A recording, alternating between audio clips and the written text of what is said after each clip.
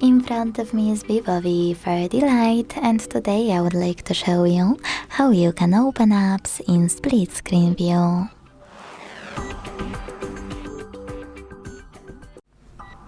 Begin by selecting an app you wish to use in this view on the top half of your screen.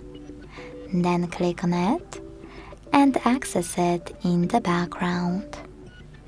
Now tap on the icon of an app available at the top.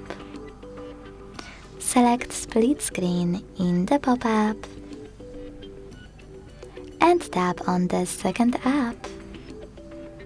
As you can see, now I can use both at the same time.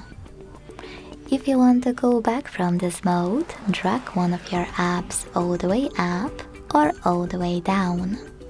To do that, hold this white line in the middle of them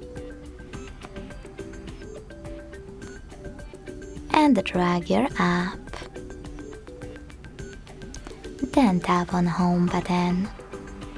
You can also open apps in split screen view, and then to close them, go back to background apps and swipe both. Thanks so much for watching. If you enjoyed this video, don't forget to leave a like, comment and subscribe. Bye!